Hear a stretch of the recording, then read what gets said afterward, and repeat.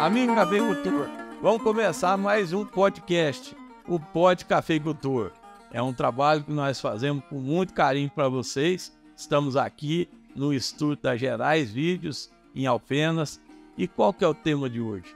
O tema é falar de gestão da propriedade cafeeira. É falar de comercialização, falar de custo de produção. E é um tema que eu tenho certeza que você vai gostar.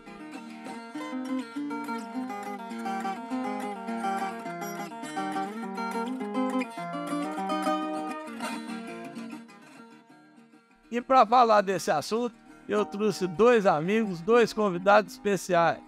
O Celso Bento, que é lá do estúdio IEA. E aí, Celso?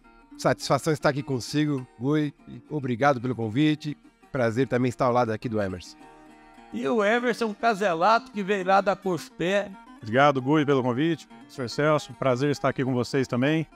Velho, vamos começar falando de custo? Custo é uma coisa muito importante para o cafeicultor, né? E já muitas vezes o cafeicultor ou o agricultor, o Gui, acha que fazer o custo é jogar as notas fiscais numa gaveta e depois levar para o contador. Não é isso. Você está prestando contas para a Receita Federal. Você não está fazendo custo de produção. Custo de produção é outro assunto. É saber se aquela lavoura trouxe um resultado efetivo que vai garantir a sobrevivência familiar ao longo do ano safra. Custo de produção, existe uma ferramenta que ela casa com os ciclos da lavoura, com os desembolsos que ela exige para, ao final, apurar um resultado. Porque se a gente não souber o custo, a gente não sabe qual que é o resultado que você quer. Você tem que ter isso como base. Não é isso, Emerson? Trazendo para a realidade aqui do sul de Minas, que ainda é uma realidade como café de montanha, mais uma colheita mais manual ainda, predominantemente, a gente poderia destrinchar que os custos de produtos seriam 21% em torno de fertilizantes e 15% defensivos foliares. Então, a nutrição de solo, nutrição de folha e fitossanitários seriam 36% do custo de produção. E já os serviços entrariam, aí no caso a colheita é o que mais pesa, nenhuma novidade, está tudo cafeicultor, né? Mas só a colheita seria em torno de 28%. O fertilizante, ele é o segundo que representa mais hoje no custo de produção.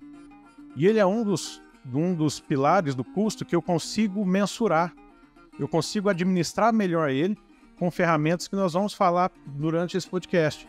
Né, que são a ferramenta de barter, olhando a paridade, a relação de troca, vendo o preço de café no momento ideal, olhando um histórico, olhando quanto isso representa no meu custo de produção.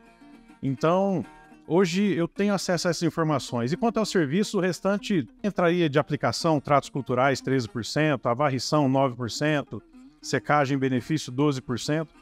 Mas a partir do momento que eu tenho elencado o que cada custo representa, é claro que isso aqui é médio.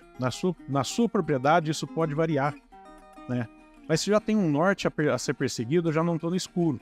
Eu queria que o senhor deixasse bem claro o que seria esse custeio, né, de um custo total. A sua vasta experiência, professor. Custo é começar a ter controle, organizar esses controles, que nem o colega Emerson falou, existem planilhas, pode ser até manual, não tem problema, né? Um caderninho pode funcionar também, mas estabelecer esses controles. Mas existem formas de fazer esses controles, tá certo? Então, existe aquele controle que é o desembolso efetivo, aquele dinheiro que você vê saindo, é adubo, fertilizante, pagamento de mão de obra, né? Toda essa parte que é realmente que você enxerga o dinheiro circulando. E existe uma outra parte oculta, que também está lá presente. Porque se você deixar ela de fora, corre o risco da sua rentabilidade, você acreditar que sua rentabilidade está satisfatória, quando na verdade ela não está alcançando todos os itens de despesa que você está tendo. Vamos citar um exemplo, Gui. Por exemplo, fundo rural. Você pôs o fundo rural no seu custeio, você não vê esse dinheiro saindo. Ele está lá debitado em cada saca. Sim. Você pôs as depreciações, ela está ocorrendo. Independente se você trabalhou ou não com a máquina, independente ou não se você usou o seu armazém, ele está acontecendo. Ele é um custo que não morre nunca. Tomar decisão em cima desses controles que você estabeleceu, sejam eles muito detalhados como você tem fazendo, ou que sejam aproximados, mas dê essa noção.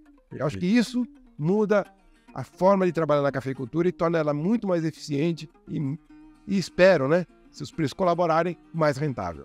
O que não pode fazer é o seguinte, é misturar o sistema de produção, tem seu seu desempenho em termos de custo, de despesas, né, que ele acontece, com as despesas familiares da casa. Tem que separar. Se juntar essas coisas, bagunça. Perfeito. Tava na ponta da língua. Bagunça tudo. Bagunça tudo. Quer dizer, o empreendimento é um assunto. A escola dos filhos, o supermercado é outro assunto. A farmácia é outro assunto. Que não pode estar levando junto. Qual a importância da depreciação de máquinas, benfeitorias, lavouras perenes e sistema de irrigação como um componente de custo de produção? O Conselho dos Contabilistas tem uma tabela de depreciação. Nós temos que usar essa tabela. Tendo isso em mente, quer dizer que as coisas têm padrões de depreciação diferentes, a gente tem que trazer esse percentual de perda de valor anual para dentro do nosso custo. Por quê? Que é a garantia que a gente vai ter condições de repor isso lá na frente. O trator fica velho. Fica velho. Vai ter que comprar. E se você não compra, fica estendendo a vida dele útil, o que acontece? A despesa de mecânica dele acaba sendo inviabilizando. Se você não fez uma previsão de depreciação ao longo do ciclo de vida daquele bem, você corre o risco de não conseguir repô-lo. Olha, você não vai repô-lo e seu sistema de produção vai ser prejudicado. Você vai ter que comprar esse serviço no mercado, pagando muito mais caro, ou entrar num financiamento. E a planta não deprecia também? Não tem ali os... O que acontece? Nós, agrônomos, sempre recomendamos, olha, chegou com 15 anos, com 20 anos, está na hora de trocar. Por quê? Mas a lavoura produz 30, 40 sacas, está uma produção alta ainda. Mas o material genético mudou. O sistema de produção mudou. O sistema de produção agora é mais adensado.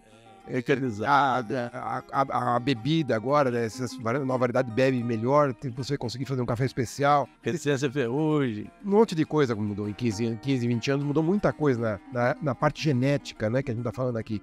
Então a gente recomenda a cada ano trocar ali 5% da lavoura, para a gente chegar em 20 anos ter toda a lavoura refeita. E como eu trabalho na Cochupé próximo da área da equipe técnica, que tem trabalho publicado de que lavoura a partir de 17 anos, o seu custo não se paga mais. Seria isso mesmo? Claro que não é uma regra, né? Mas assim como nós temos um ciclo de vida, a planta também tem. É um arbusto.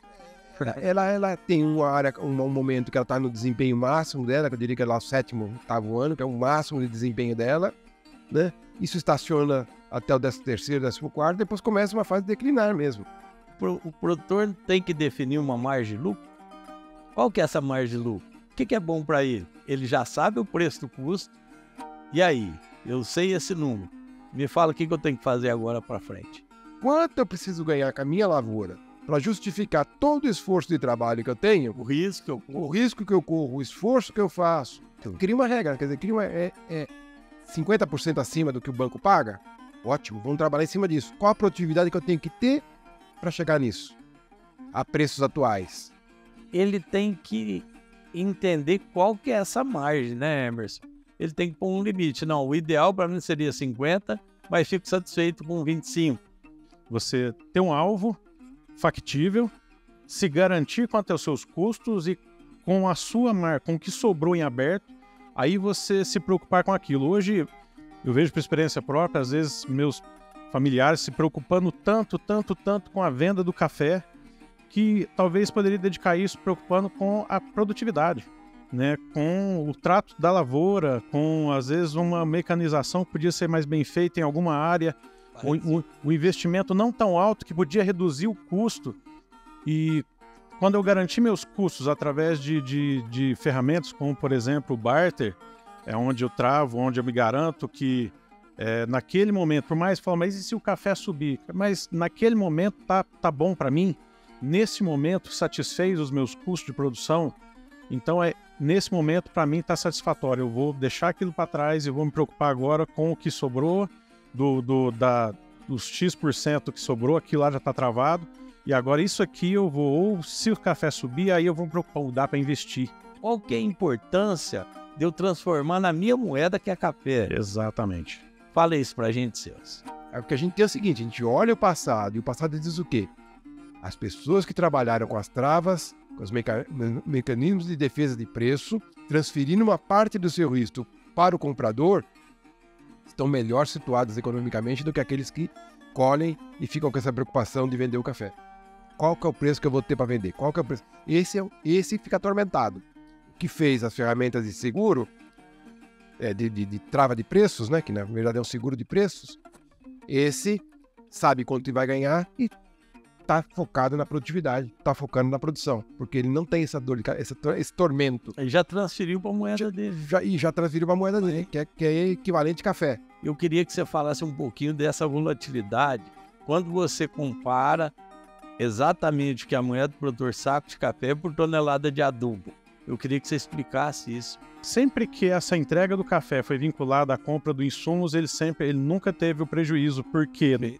Porque a relação de troca, na época que ele fechou a venda, estava boa. Esse escalonamento que o barter nos traz de positivo hoje, né? E que, no caso, o barter ele continua sendo uma operação saudável, porque normalmente a precificação que os grandes players internacionais fazem, eles olham justamente o preço da commodity para ver se o preço do insumo está saudável, né? Então, normalmente às vezes os fornecedores deixam de ganhar ou às vezes aumentam suas margens conforme o preço da commodity. Isso aconteceu quando o café bateu 1.400? Claro que aconteceu, infelizmente, não pode se negar. Você vê os lucros de grandes empresas aumentando. Mas o contrário também é inverso, porque senão eles não vendem. Se o café cai de preço e o insumo não cai, eles têm que reduzir margens ou às vezes vender no vermelho, porque senão fica com o produto parado. Então, o barter é uma operação saudável porque ela reflete exatamente o custo necessário para o produtor proporcionalmente ao preço do café no momento. Mas se hoje está atrativo, não convém eu participar um pouco desse mercado? Não precisa fazer tudo, essa é uma recomendação norte, creio que macro, né? Não precisa de eu participar tudo, mas participar aos poucos, assim eu diluo o meu risco. Eu queria falar um pouquinho, rapidinho, para defender, tipo assim, essa barter, principalmente aquele produtor que teve problema climático, né? Porque esse produtor que muitas vezes ele não conseguiu cumprir, ele sofreu na pele, né? E aí? O que nós podemos pensar? O seguro pode ser uma boa ferramenta, professor? Você tem que ter o seguro da sua planta, que vem a geada, vem o granizo, vem a praga, vem a estiagem, e tem que ter o seguro da sua renda, que é o fruto. Então, nós temos que pensar cada vez mais em seguro rural, e as ferramentas existem. Procura um corretor de confiança, que não é o gerente do banco, tá certo? Para conduzir sua lavoura dentro de uma situação de garantia da continuidade do seu negócio. Que devido a essa alta volatilidade dos preços do café, seria viável, como forma de proteção, utilizar recurso do FUNCAFÉ para fazer programa de proteção de preço por meio de opção? Aí uma boa pergunta para a gente fechar esse podcast para você, Velho. No mercado de opções, como que funciona? Eu compro o direito de venda para alguém que esteja interessado em comprar aquele preço negociado. Para comprar esse direito, eu pago um prêmio e chega lá na frente. Se esse preço se o preço do mercado estiver maior do que aquele que eu contratei, eu não exerço. Não exerço. Eu vou para o mercado. Se estiver abaixo, eu entrego. Tá certo? Então, o mercado de opções é muito bom para o cafeicultor, porque não tem ajuste diário e dá essa flexibilidade dele poder se beneficiar do que estiver acontecendo no mercado naquele momento. O mercado de opções é aquele mercado onde a matéria-prima interessa, não é especulação, é matéria-prima. É o processador que precisa do café, é o cafeicultor que precisa comercializar. É esses dois que precisam se encontrar. No mercado de opção, funcionaria muito bem se a questão da qualidade tivesse equacionada. Como ela não está equacionada, ele fica assim no mercado residual, praticamente não tem liquidez. Então, teria que fazer uns certos ajustes para viabilizar essa ferramenta. Quem sabe para nossas lideranças conversar um pouco mais, voltar a esse tema, né? Que pode ser uma coisa que pode beneficiar todos os cafeicultores. Toda a equipe aí, muito obrigado e até o próximo.